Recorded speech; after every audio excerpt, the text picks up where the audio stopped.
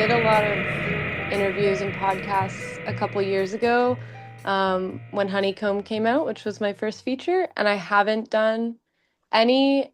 I just haven't like spoken publicly about filmmaking or anything in so long, and I miss it. I also wanted to take a break because I was in the middle of other projects and I just wasn't in the mood to speak on it.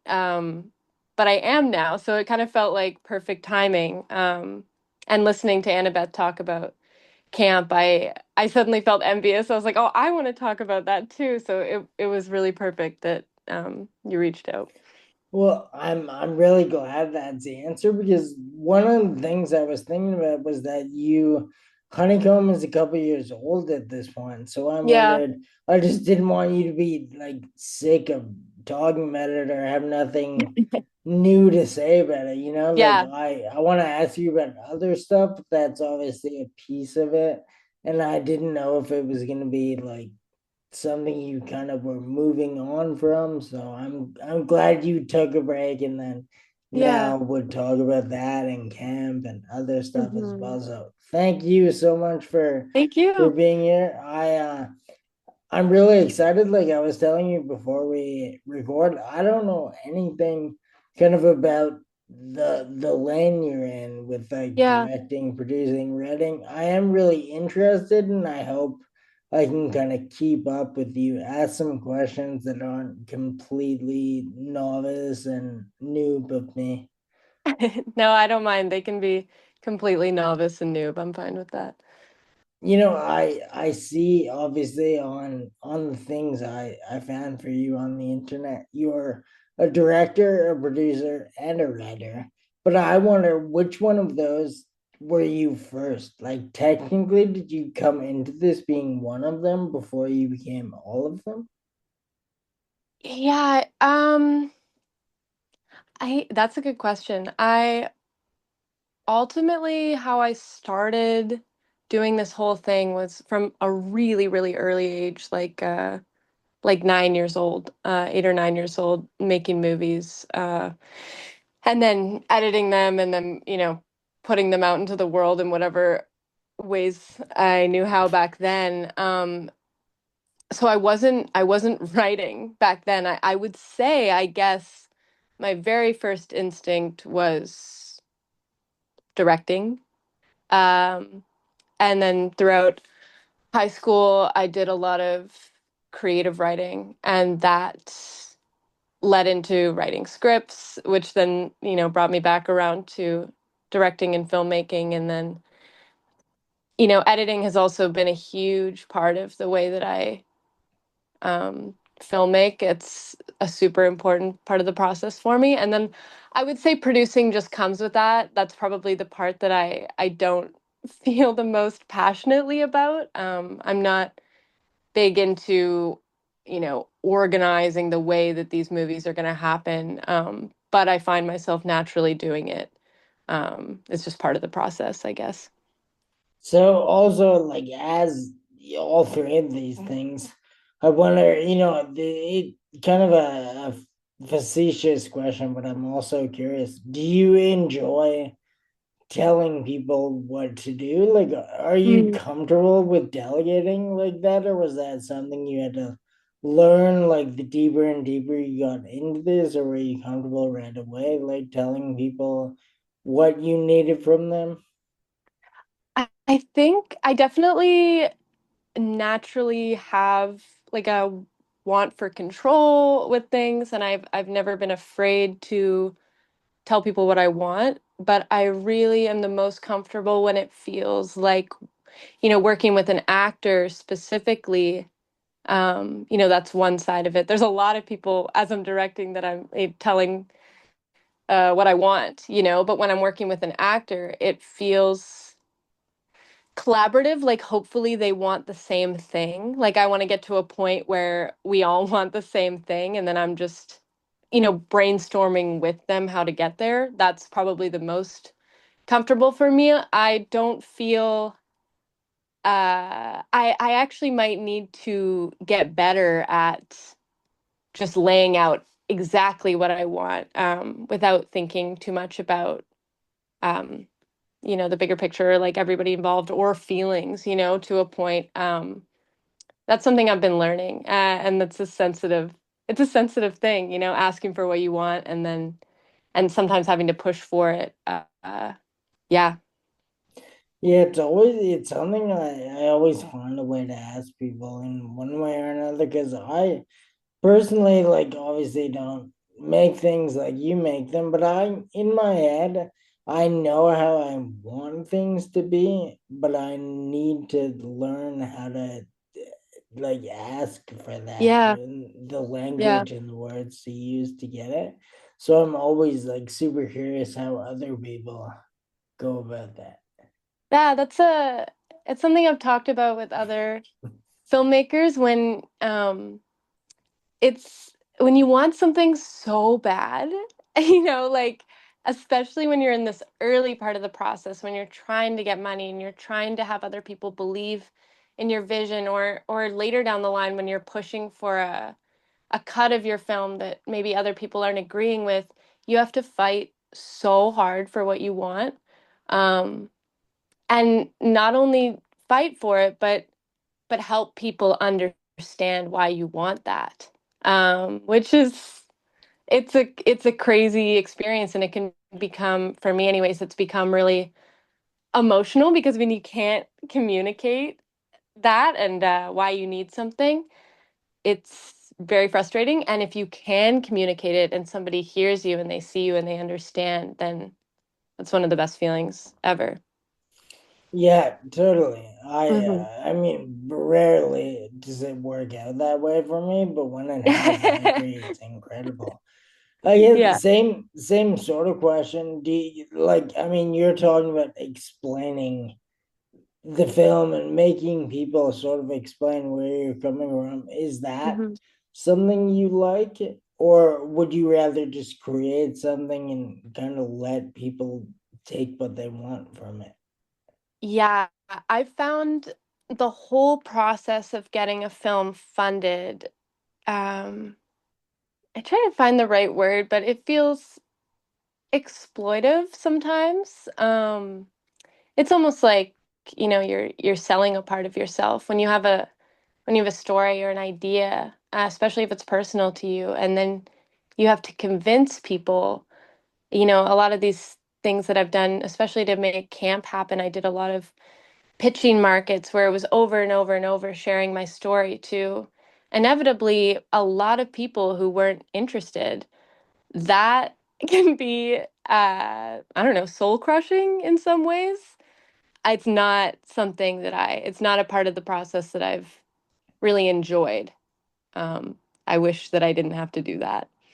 When that type of thing happens, like when you're going through what feels like a repetitive like thing where you keep pitching the movie and people for whatever reason like aren't into it, how do you like Hmm. muster the like kind of confidence, or like what makes you keep pitching until someone gets it? Like are there any sort of like tricks, or are you just like a resilient person?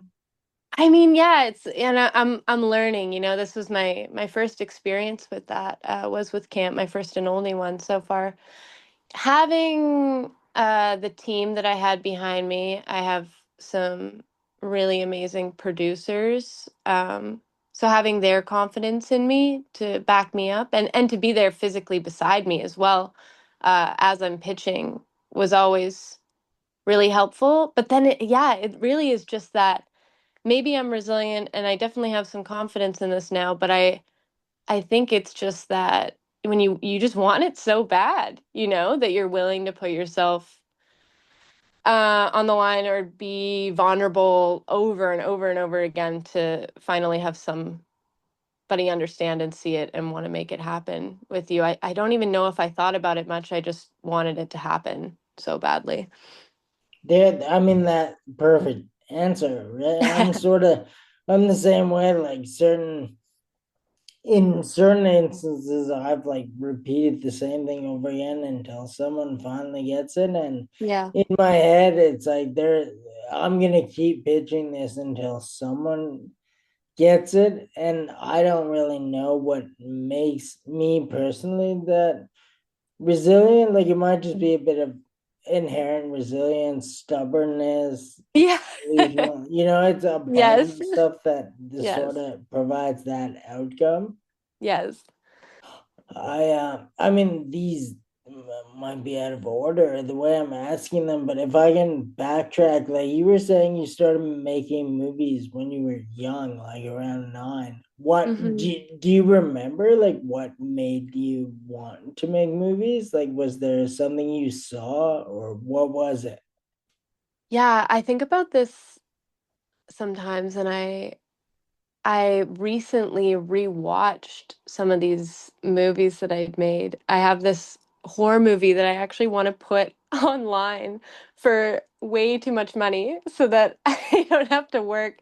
It's one of my first horror movies I ever made, and it's one of the most embarrassing things that exists. But I thought I'd put it online and maybe people would want to buy it just to see how embarrassing I am. So I might do that. It's called Dark Horizon.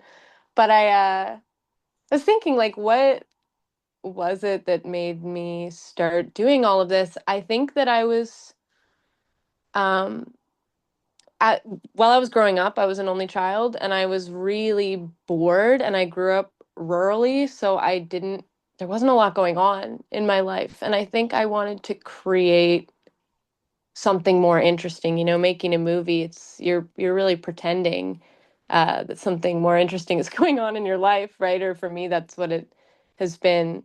So I think it came out of boredom and a want for something else, and that's storytelling as well, like in the most basic sense. So yeah.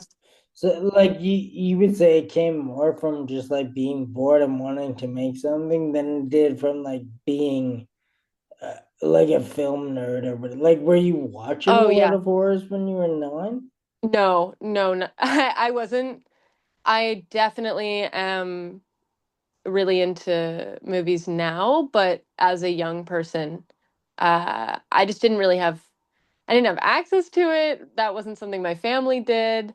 So no, it definitely didn't come from watching other movies. Very cool. Like most people, they kind of start watching movies and develop an interest that way. I don't think Yeah. I've ever talked to someone who just dove into it immediately. Was like, I'm gonna make these. Yeah. So, like, you already started kind of making movies before you ever saw a movie that really like changed everything for you? That's a good question.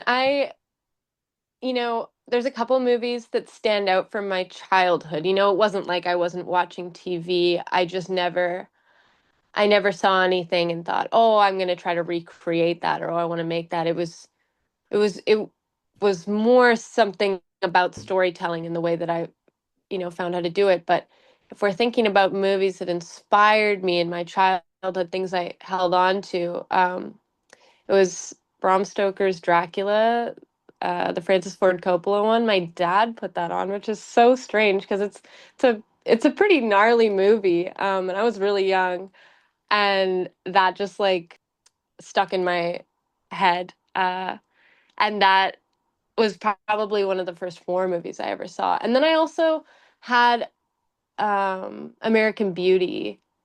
Um, it was just a DVD that was around the house, and I got it up into my room, and I would watch that every night, but more as like a preteen. And I don't know if I'd really made the connection between, oh, I want to make movies like this in the future. It still feels disconnected, but those were definitely some that I found inspiring.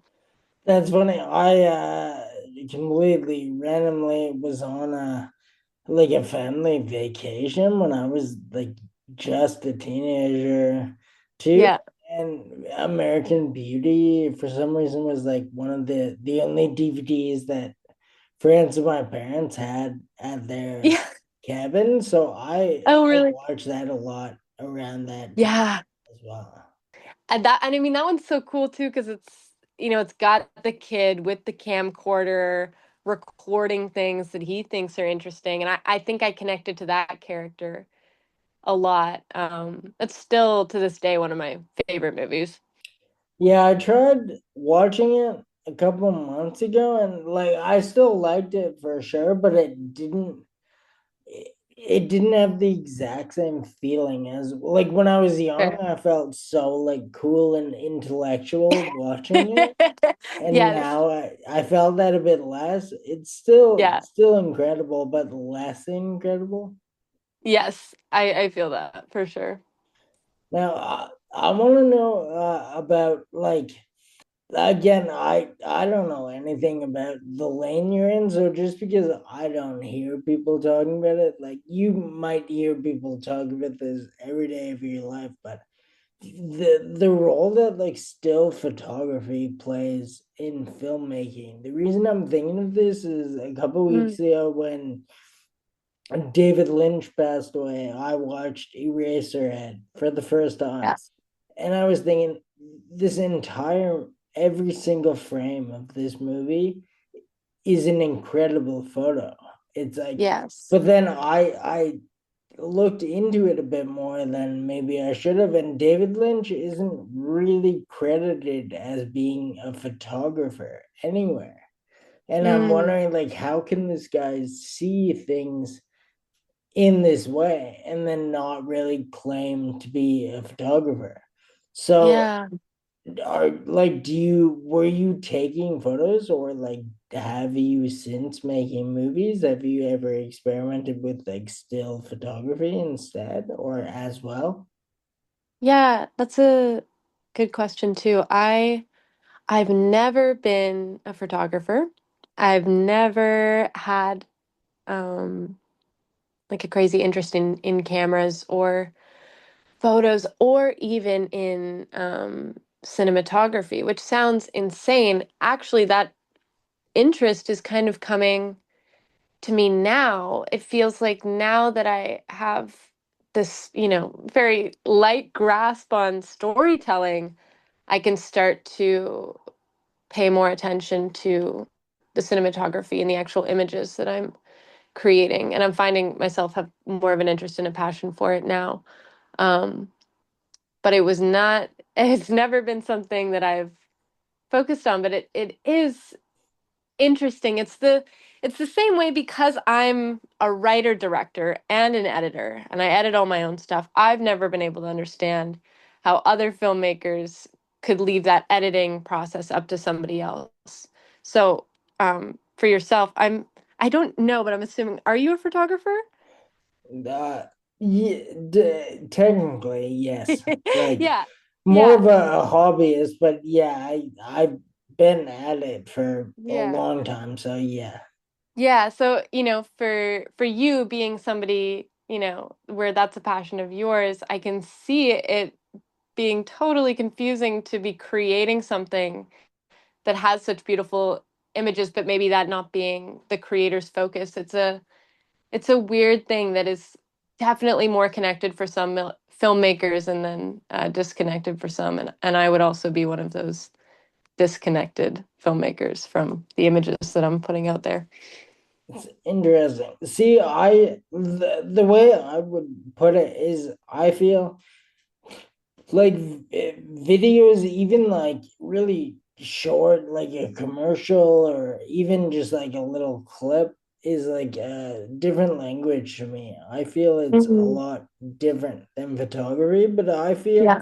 like a video, like a filmmaker. Yeah, I mean, yes, you admitted not you, but I would have assumed any filmmaker could be a really good photographer, but it wouldn't Hmm. go the other way. Like a good photographer, I Right. don't think would automatically be able to make good video. I see it as like a one-way street. But Yes. I didn't really anticipate a filmmaker having little interest in, but like I mean that in a good way. Actually, it's Yeah. very cool to hear that. Yeah. Yeah, and I don't want to push that too much because of course I get excited about, when I see footage come back and it's beautiful and it's interesting and it's dynamic, I freeze frames and I do take stills and I'll send it to people. Isn't this amazing? Or look at this, or I make it my background on my laptop and I do become a bit obsessive with these images, but again, this is kind of a new thing that I'm experiencing. So yeah, it's interesting.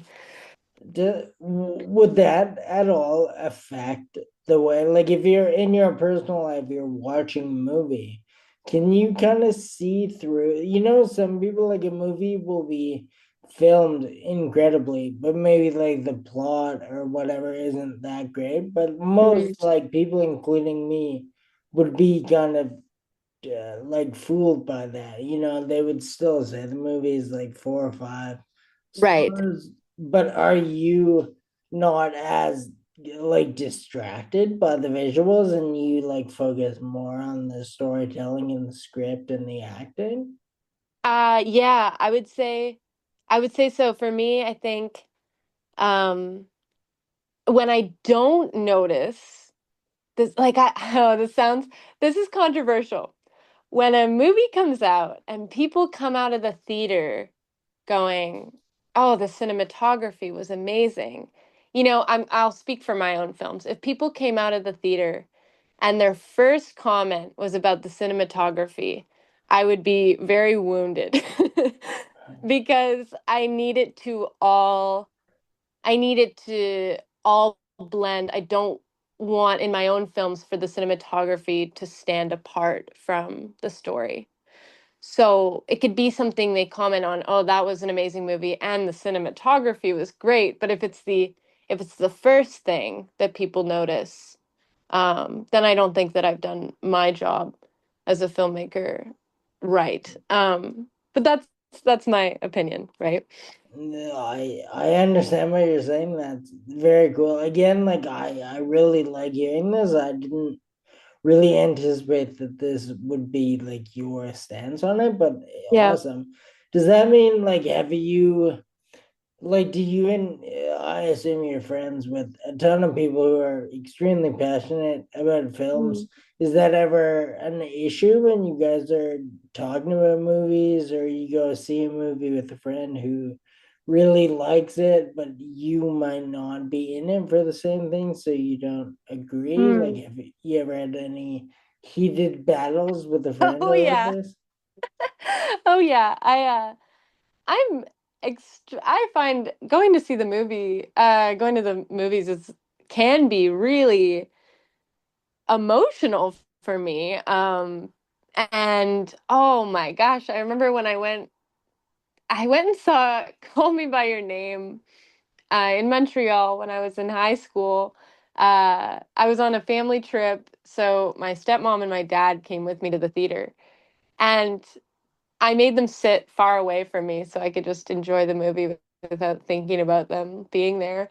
But then when we left, we walked home together, and they had some differing opinion about the story than I had.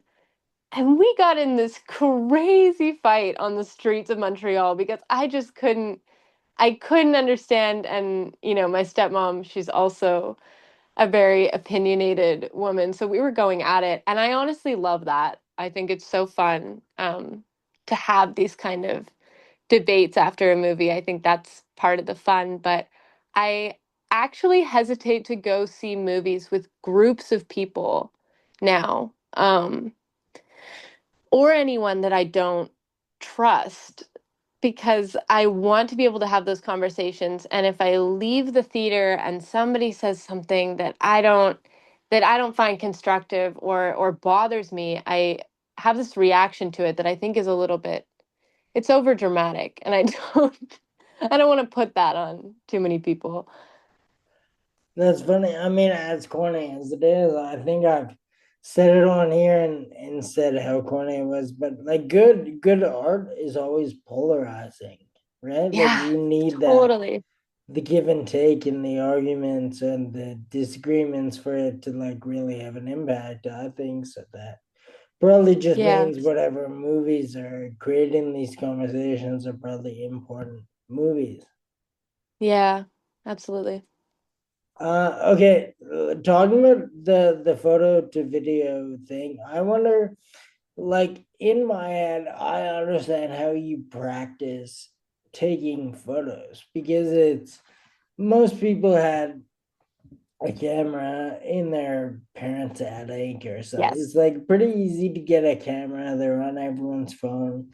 I feel being a good photographer, it's still hard for sure. I'm not like completely shitting on photos, but it's Yeah. easy to practice them. I wonder, how do Yes. you practice making a full movie? It seems like you have to like know what you're doing when you Mm, start, because you can't really build that in public, like, if that makes sense. right.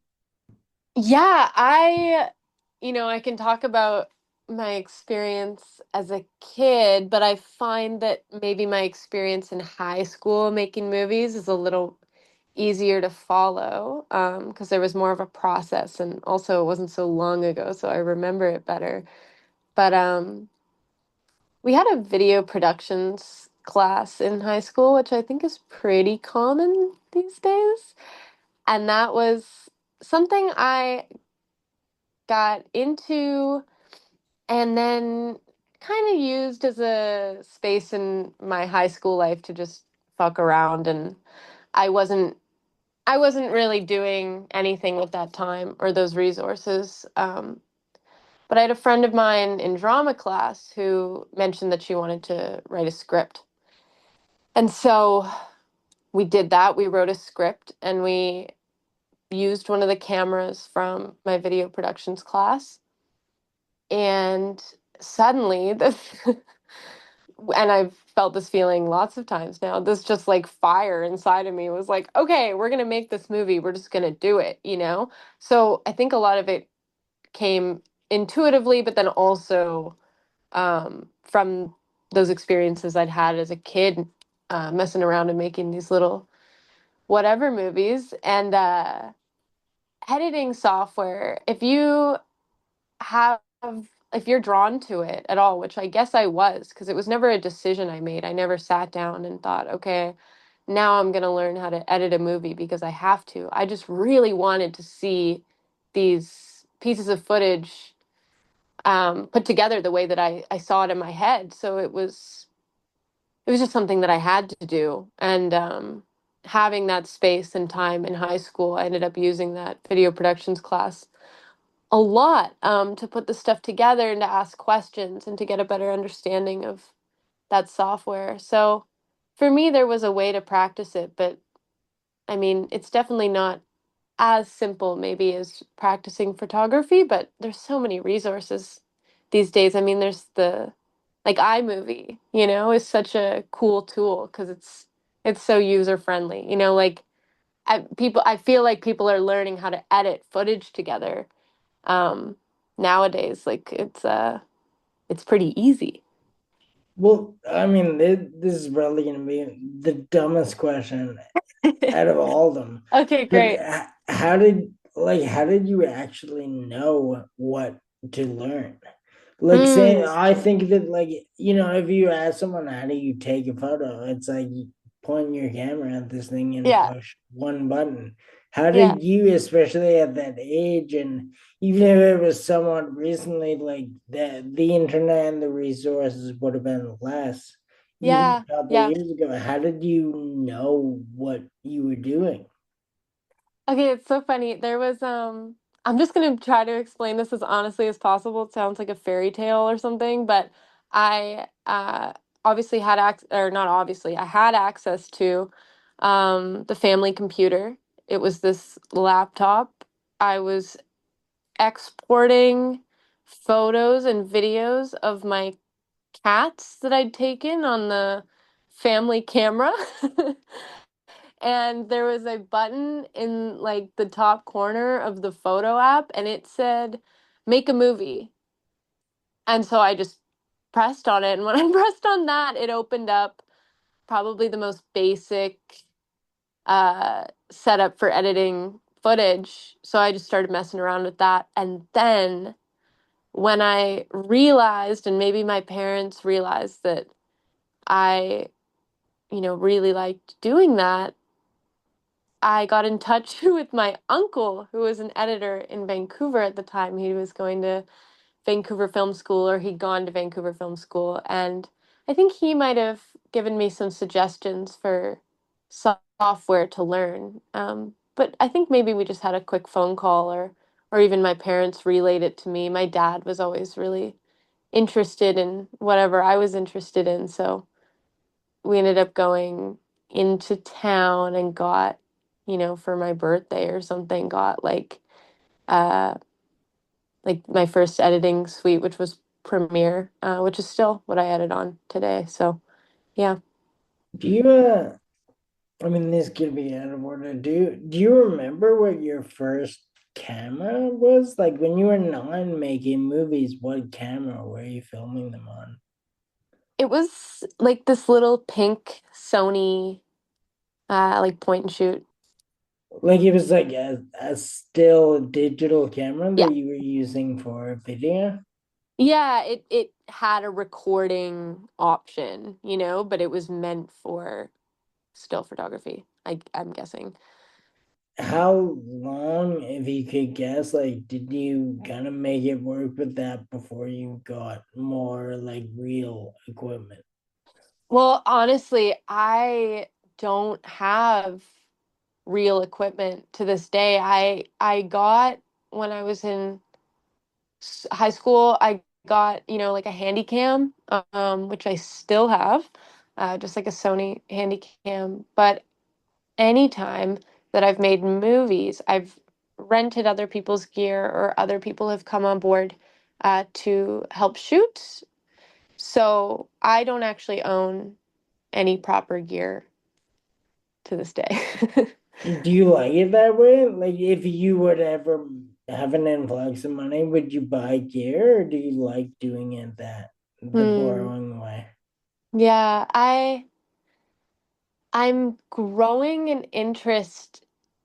I'm like staring. I have these I've got my producer's Super 8 camera at my house right now. I've got my handy cam and then I've got this like film camera all lined up in a row right now on my by my computer. And it makes me laugh because I've had no real interest in cameras, but I say that, and then I do have this interest in cameras. I just don't think it doesn't come close to my interest in other things. If I had a bunch of money, I would get a camera because it would be really nice to not have to rely on other people for theirs, and it would really help out my kind of independent philosophy that I was telling you about before we started recording. Um, and I'd also love to be able to rent out a camera and then make money off of it that way. But I have no idea what kind of camera I would get. Again, it's not something I think about too much. Yeah, I was wrong. This might be the dumbest question. How quickly did the cameras you need for this type of thing, like how quickly do they become obsolete? Like I know with the Mm. digital still cameras, every couple of years you want to replace it just for the new Yeah, whatever. Is that the same with the type of cameras you would use for a budget film? good question. Not dumb. There's like, I know what we shot camp on was the Alexa Mini. I really hope I'm getting that right because if I'm not, then you'll really see how little it's on my mind. But like I know that camera, I think it'll be the thing to use for at least the next 5 years. There's already things that are better than it, but it's going to be within the realm of things people use for big budget movies for quite a while. Then there's cameras like my friend Louise, my one of my favorite filmmaker friends, Louise, has a red, and that I think it's past its prime, but it's still because it shoots in 4K, like we can use that. You can use it forever, like really. But I think there is like a level of quality uh that some distributors look for that eventually these cameras will become obsolete.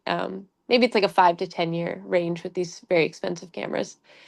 Does does the older kind of lo-fi equipment though that like lends itself to your kind of style Yes. and aesthetic too, right? So maybe you have like you can be more lenient with it, right? You might want older stuff that looks a bit like Yeah. more lo-fi. Like the newer stuff might be too crisp for what you're intending it for. I think so. You know, we shot Honeycomb on this Sony video camera. I don't know exactly what it was, but it was huge and it had an automatic zoom and it was so outdated. And everybody at the rental shop and everybody in my life who I showed this camera to was like, "Oh my God, do not shoot your feature on that. That is like a death sentence, you know?" But somewhere I knew what I wanted and it gave me exactly what I wanted. It is a little bit lo-fi. It's got that automatic zoom, which is really fun to mess around with. And then that trend kind of kept going when my best friend and I, Jillian, we wrote this movie Drinking and Driving that we shot at the end of the summer, and we shot that on a handy cam as well. And I don't know exactly what kind of camera that was, but that had some really cool stuff going on. Kind of grainy, lots of light flares, kind of that like early 2000s nostalgia vibe. And that's what we were going for. And I find that kind of stuff really fun because I can understand it. Did like we were talking before about doing more like kind of corporate things with the budget. Would those people like would they be more likely to kind of invest in a project of yours if the equipment was more up to date? Like, do they care about Mm. that type of thing?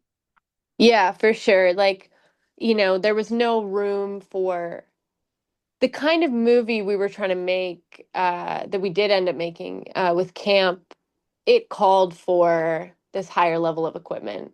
Um, it it wasn't, and it's in our contracts that we had to shoot a certain level of quality, right? So there are, and to me, again, it's not something that I find I could have shot camp on, you know, anything. If my cinematographer Eileen listens to this, which I'm sure she will, she's gonna be like, "Oh my God!" But Nowhere Fast is an ongoing branding experiment. We release a weekly podcast. Mondays at 12:01 a.m. Mountain Standard Time. We also publish a weekly newsletter. Thursdays at 12:01 a.m. Mountain Standard Time. For access to paywalled content to further support this project of ours and to be an integral part of its expansion and continued improvement, we ask that you consider a paid subscription. Please visit our website www.nowherefaststudio.com for more information. An investment in Nowhere Fast is an investment in yourself.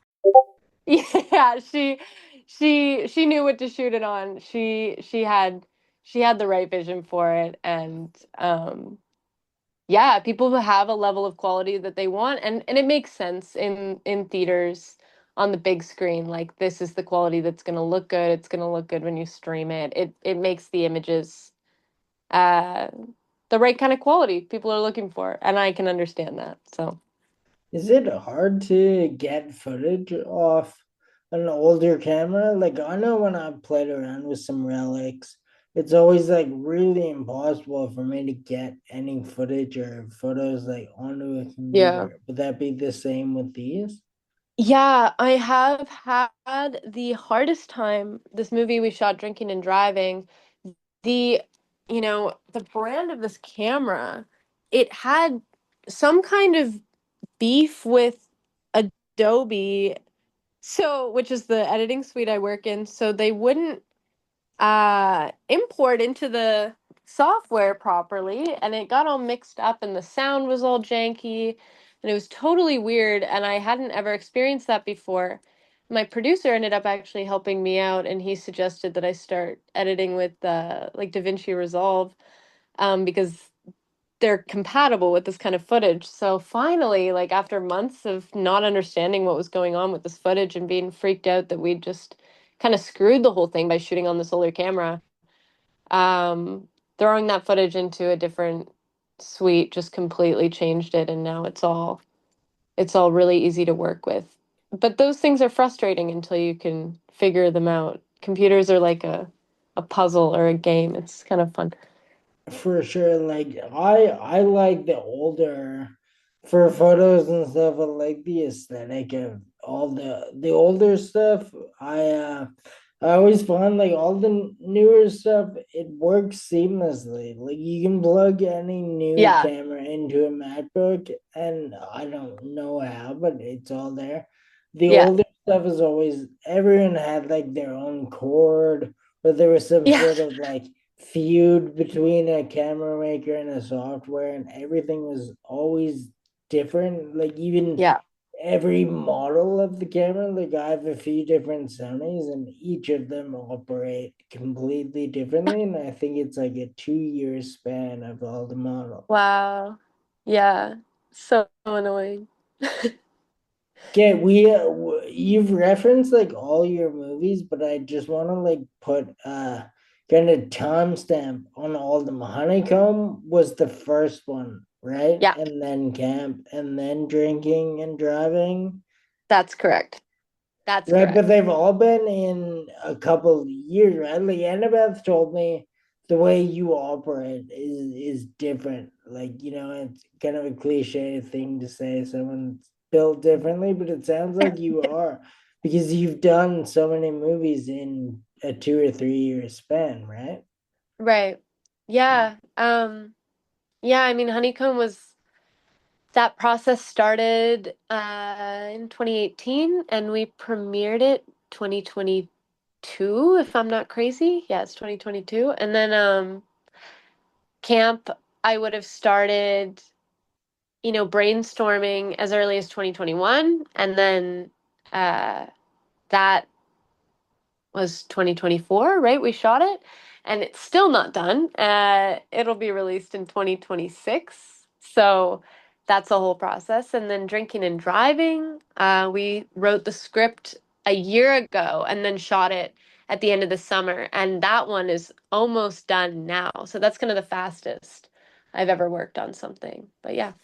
Do you like personally, do you get bored like without so much stuff on the go? Or like not to put you on the spot, but like what's the reasoning for doing so many projects like back to back to back? Mm, yeah. Yeah, that's a good question. I don't know if there's an answer because these stories pop up, these things show up inside of me, right? And then it becomes this process. One thing turns into the next. I was surprised, really surprised that I decided to go ahead with the script that Jillian and I had wrote and us actually shoot it directly after camp. That'll be one of the most confusing things that I've ever done in my life. It was totally psychotic and delusional, and it really fucked things up for me for a while because it was way too much to go into. But I'm really stoked that we did it because I care about that project a lot. Camp is my everything, and drinking and driving is as well too. They're two completely different parts of my life, and they were produced and shot in entirely different ways. And I can't believe I did them back to back. And I have no answer for why I chose to do that or why I chose to make my life so overwhelming with these projects. Just a sense of, yeah, it's totally delusional. I have no answer. But like, having said that, are you gonna try to slow it down in the like going forward, or now are you just kind of used to that pace, and now Mm. that being so crazy means you can like even an extra like month or two down the road, you can still go back to back? I think I am going to. For me, it's almost like having what I would imagine maybe having like a child would be like, in that you create this thing and then you get to grow with it for a bit. I am over um like that first process, like creating stuff right now. I'm so done with that for a little bit. I'm really excited to watch these two movies like come out into the world and then everything that comes with that. It's a lot of talking about them and going and seeing them with the people that you made them with, and I want to have the space and time in my life to enjoy that part of this. So I'm going to be slowly writing my new project, but I'm not going to put any pressure on it quite yet. And I'm just going to try to enjoy the next couple years here of watching these movies turn into what they turn into, and um, not overwhelming myself with so many more things now.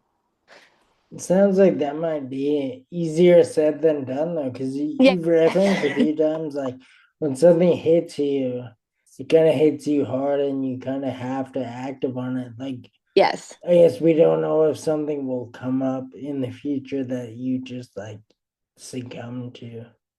Yeah, no, that's so true. So I don't trust myself. I can't make promises. If it happens, it happens, and I'll be happy it did, but I'm kind of hoping I can chill out and live a little bit of life. I find filmmaking to be all consuming and very confusing, and it bleeds into my life in ways that I'm learning, but I would like to, yeah, take a bit of a breather, but I don't know if that'll happen. We'll see. Yeah, like I mean, good luck on the breather. Hopefully it does happen, but Yeah. just based on what you've said, it might not. Yeah. So if Honeycomb was the first like video, but I assume it wasn't the first concept, right? Like I'm wondering how many movies existed in your head that didn't get made before Honeycomb did get made. Yeah, well, I made a lot of, so when I talk about Honeycomb Camp and Drinking and Driving, those are all feature length films that I've worked on. So those are all, over an hour or whatever. Have made a lot of short films. Um, and, throughout high school and whatever, I made quite a few short films, and I still do. I haven't in a while, but I still make short films here and there. We have one called Cinephile Complex that's on YouTube. I like that one a lot. It's public, people can go watch it. Um, but there are ideas that haven't happened, but like I said, once it's there, it's almost like, with Honeycomb, when I got the idea for it, it's like maybe all these other ideas that were drifting around, they end up coming into it. And I go, oh, like I've always wanted to do this thing, or oh, I really wanted to work with this person, or I want to include this element. And it seems that they've all kind of formed into this thing, and yeah, and by the end of that process, it feels like all the ideas have been used up and they've gone into this one thing. So I don't feel like there's too much, there aren't like excess ideas drifting around in my head like, oh, what about that film? They usually get made, which is probably why I've been so overwhelmed.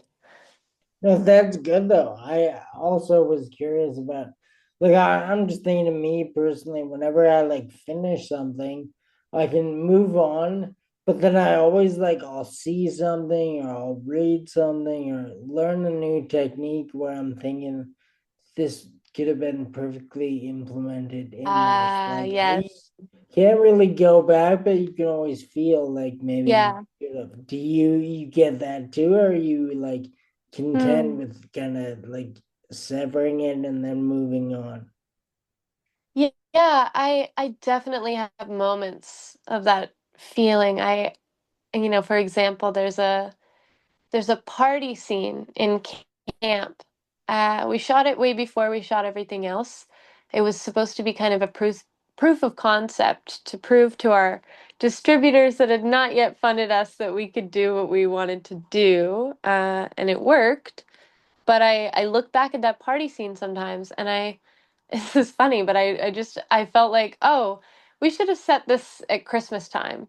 There's just this feeling now where I'm like, I wish I'd put up Christmas decorations to really sell that time jump. And it would have really suited the vibe and it would have been really fun. And so I get little things like that where I'm like, oh, I wonder if that idea would have popped up if I just waited, a little bit longer. thought about it a little bit harder. But I also have this, like, aside from all of that, I do have this feeling with my films and when something has been created that it really is perfect as it is. I I don't find a lot of I don't watch back and see all these mistakes or things that we missed. I kind of I feel like it exists as it is, and I fall in love with the way that it exists, even if there's things that I wish I'd done differently, I guess.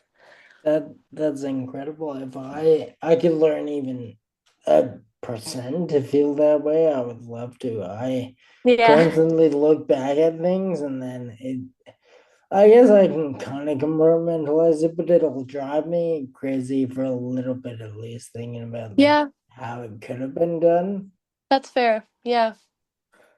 I should have asked this kind of at the beginning when I was asking if you like delegating, kind of telling people what to do. But I know you cast like a lot of your friends, kind of first time Yeah. like actors in your stuff. Is Yeah. it hard for you to get like what you're looking for out of them? Being like I'm trying to think. I would have trouble telling people what to do. I'd probably have even more trouble telling a friend what to do. Right. Yeah, I mean, and that kind of goes back to that everything being perfect thing. I find with my filmmaking, maybe why I find it easier to kind of have this romantic view, kind of rose-colored glasses about my work, is because my friends are so involved. When I watch something, it's not me, it's all of these people I love so much, and then the crew behind it is also a bunch of people that I love so much, and it's all of their work and all of their talent, um, blended together in this thing that maybe I'd come up with the idea for it, but by the end of the day, it doesn't really feel like me. It feels like this new thing that's all of my friends. And so maybe that's why I have an easier time just deciding that it's perfect or seeing it that way. And I find that what you were saying about trying to get something out of my friends or asking for what I want, I think that because I'm so close with these people, it's like, and the reason I do cast my friends is because I think they understand my story and they understand what I'm trying to say better than a lot of other people. So yeah. Um, that a good answer. I thought it would kind of be. I'm just kind of envisioning like me. It's really far fetched, but if I'm in a movie trying to cast my friends, it would really only be a headache. And anyone listening, I mean that in a good way. Yeah, yeah, yeah. And I'll never make a movie and I'll never cast my friends, so it'll never come remotely true, but that's Yeah. how I'm seeing things when I'm asking that. Like, good though. Have you, like, without naming names at all, is there any, like, have you ever cast someone in a movie that is just like destined to be an actor that didn't really think they would be, like, when they started? Or is everyone like that's their intent? That's such a good question. I think that that's been a hope of mine, and I'm not going to name any names, but you know, I think they'll know who they are too. And with Honeycomb, I cast all of, those were all my friends. There's no just actors in that movie. A lot of those people came from, high school theater background and had an interest in acting. And there's a few of those people that as soon as I think you see them on screen, you're like, oh, that's it. Like, that's what you should be doing. And my hope was that by making Honeycomb, it would give, and really my hope with any movie that I make and casting my friends is that it gives them an opportunity to be doing what they want to be doing. And there's definitely a couple of people that came off Honeycomb that realized now that that's what they want to do. I'm not trying to, brag about me giving my friends opportunities because they've given me the opportunity to have them in the film. It works both ways, but that's a really cool thing to see people find what they want to do through your own dreams as well. Yeah. Yeah, and I mean, I get what you're saying. Like, it's just nice to kind of have that reciprocal thing, and you help them, they help you. But it's also Yeah. cool to know that if they do go on to do anything incredible, that you would kind of give them a push in the right direction. So Yes, it'll of never course. not be cool for you if it does work out that way. Exactly. Yeah. Again, this is completely out of order too. We were talking a bit before we actually recorded about like budget and how you feel about like not having huge investors and going about Yeah. things your own way. I'm wondering like what would you say is the hardest slash easiest thing about shooting with like a small budget. Like Mm, I don't want to say no budget, low budget. That seems a bit pejorative, yeah. right? But like a small budget. Yeah. Okay. The hardest thing I think is that, you know, I've done two productions now where we've shot for, you know, 2 to 3 weeks with friends essentially. Um, and we've been able to do almost everything that we set out to do. But the part that always gets neglected is the payment of people for their time, because that's the part that you can neglect and still end up with your result. It's the thing that goes to the side. So I've found that hard. It's like there's no way, and finding people that are okay with not being paid, and really okay with it, because these people exist in the world that are just so into making projects and into filmmaking and being a part of this thing that they don't mind, and it's an experience, and it's art, and it's interesting for them.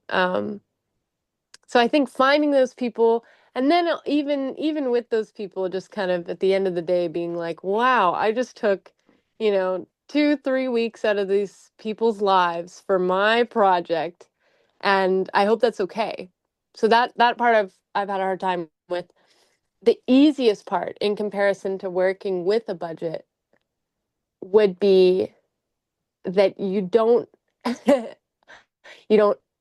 owe anybody anything, and there's no stakes and there's no pressure to create a movie that somebody else wants, like people having given me money to make camp. I feel this pressure to create something for them. Even if it's small, I do feel that. And these people's feedback and their satisfaction with the project is important to me. And I don't really want it to be. I always kind of want my filmmaking to be, about me being satisfied with it at the end of the day. So I think that's the easiest part about not having the support, not having a big budget, is that you have freedom, like, entirely, from start to finish. You can do whatever you want with your idea. There, I'm sure it's rare, but there are probably some instances where people can get like a big budget or some big investors to do a well-funded project that still like keeps their integrity and their ideas. If that Mm-hmm. unicorn was to ever present itself to you, like are you seizing that opportunity or leaving it, like passing on it just to have full control? Mm.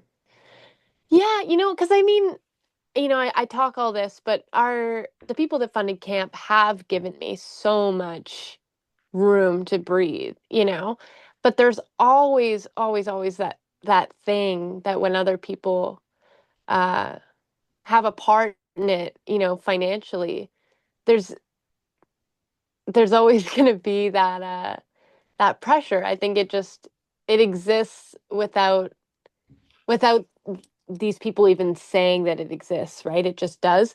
So, but there's no way for me to, some of the things I want to do require money. So it's something I have to swallow. It's something I have to get used to. I think I always want to do both so that I can remember what it feels like to have the power and to have the freedom to make exactly what I want to make, but that I also learn to uh, work with more money to show bigger ideas and to work with more people. Like camp was so cool because one, we got to pay people, which was fucking awesome. You know, when you've been making movies and using people's time for free, and then you get to make this movie and invite your friends out and like actually pay them is such a cool feeling.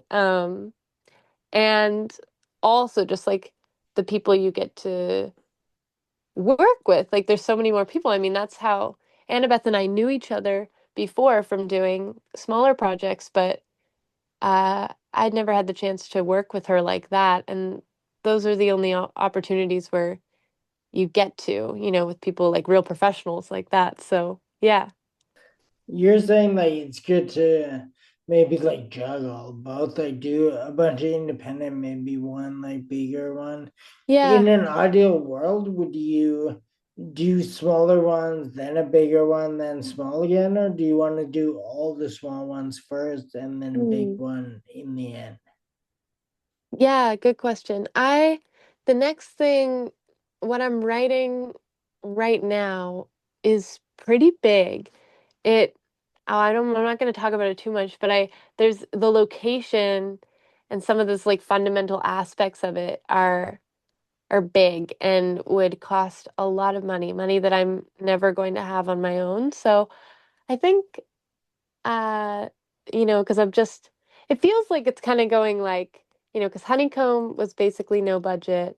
Camp had a reasonable budget, and drinking and driving, kind of the same as Honeycomb, nothing, uh, under $5,000. And then this next one that I have an idea for feels so huge.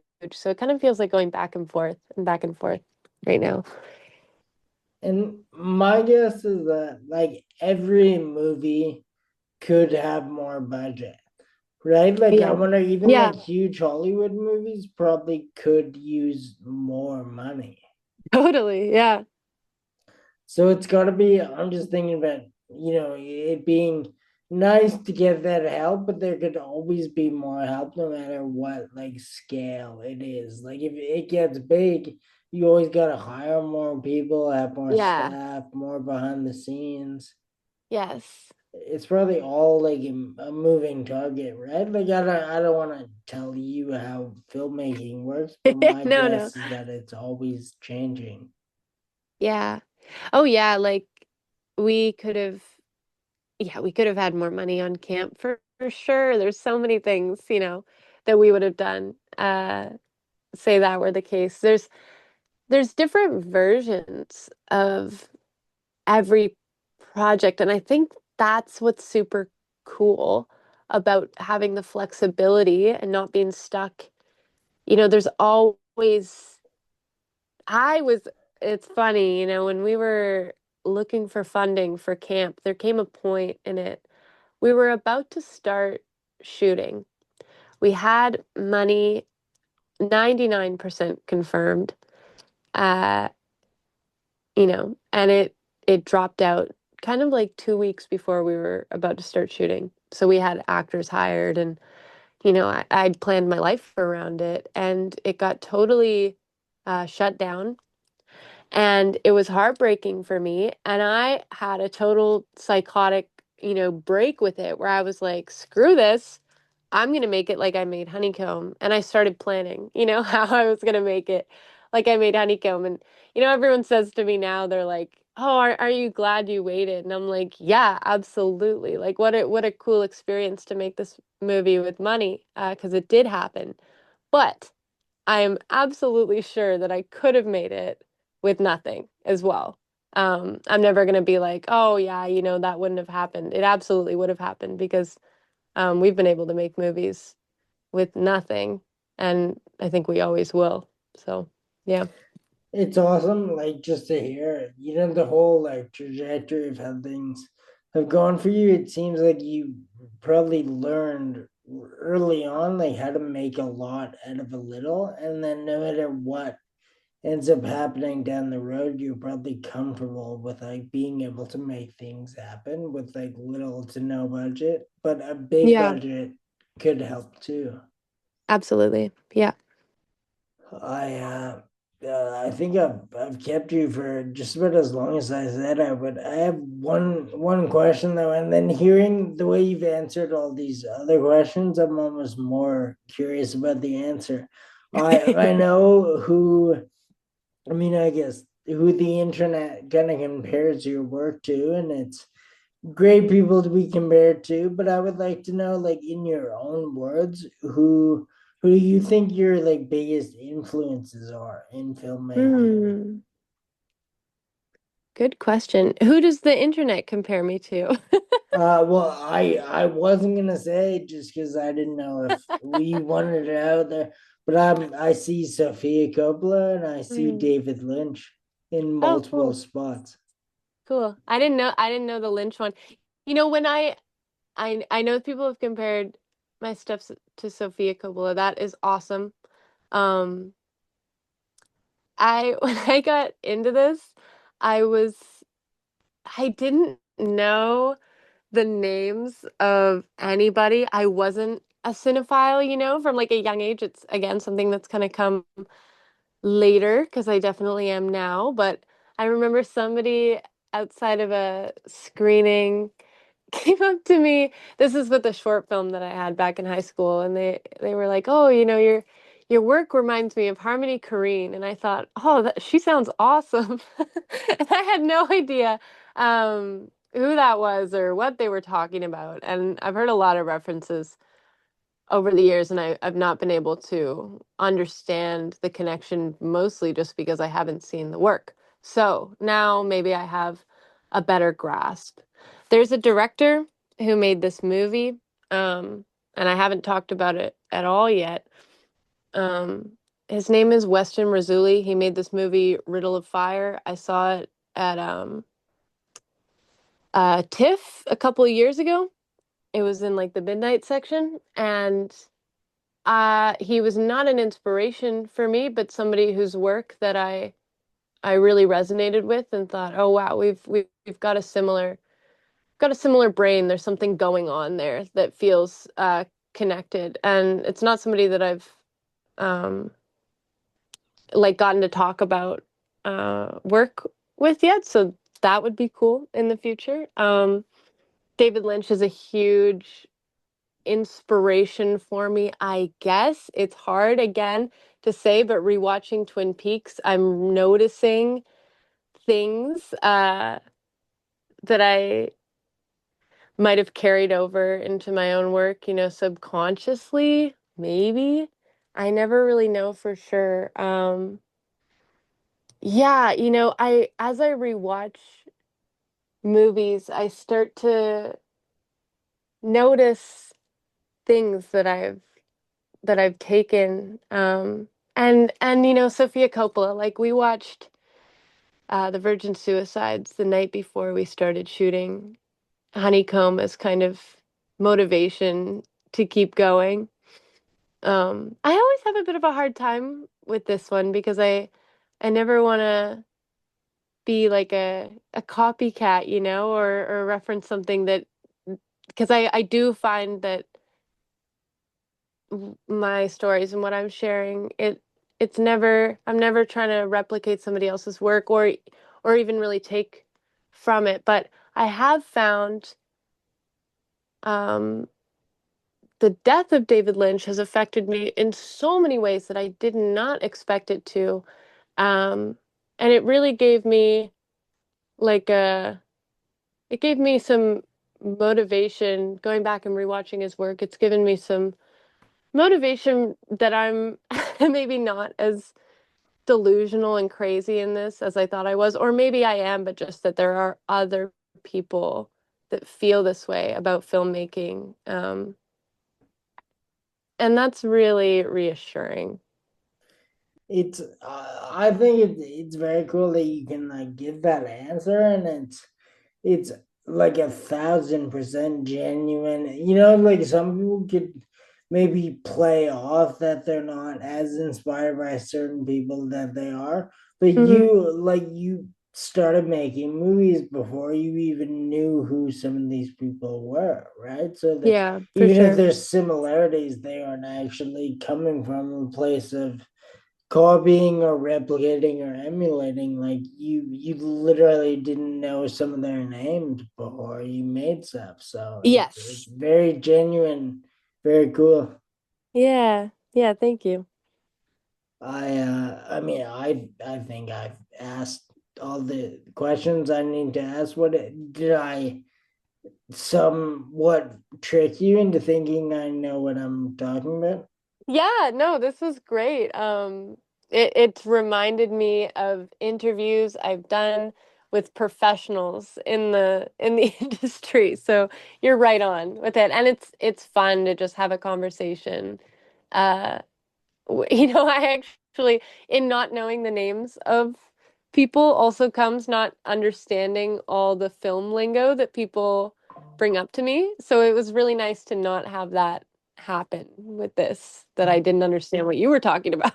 In that's really incredible you would say that. I joke with people, or I guess maybe I'm serious, but I say the reason I think I am somewhat okay at this is because I actually go into these knowing like what I need to know and make my notes and like do as much research as I can, but I'm not approaching any of these talks like I'm not a filmmaker.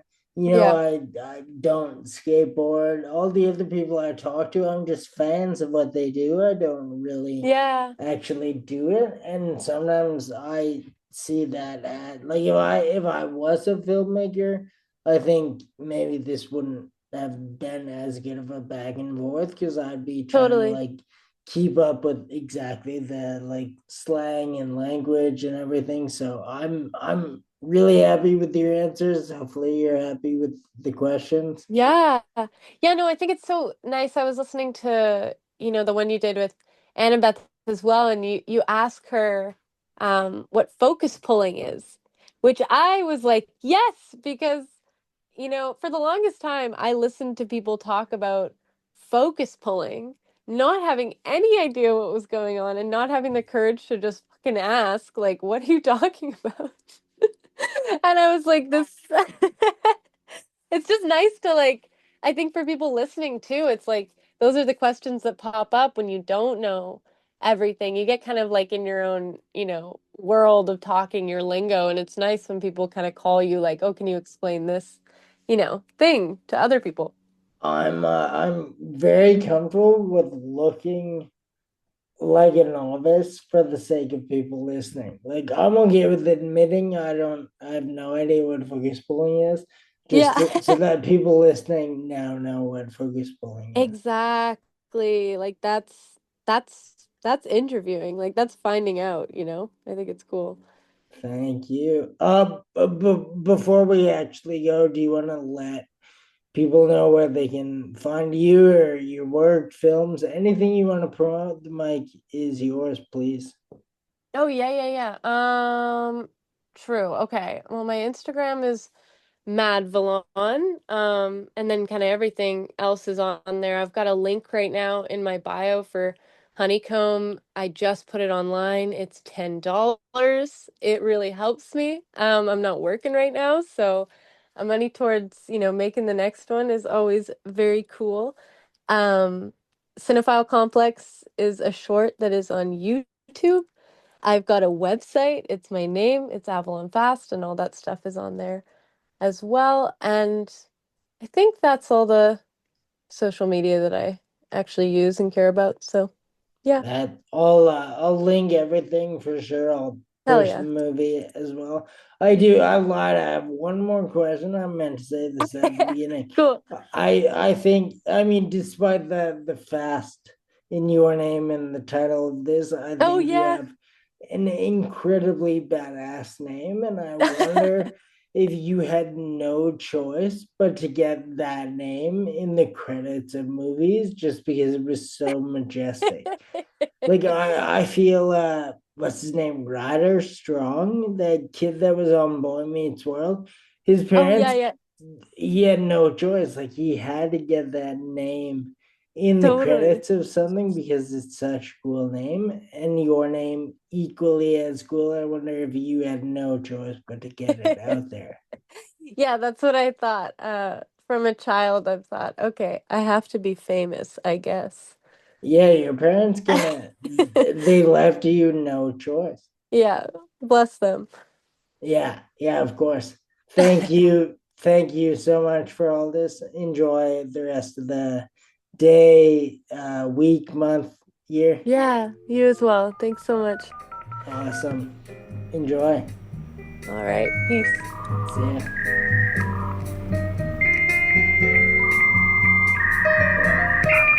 ya.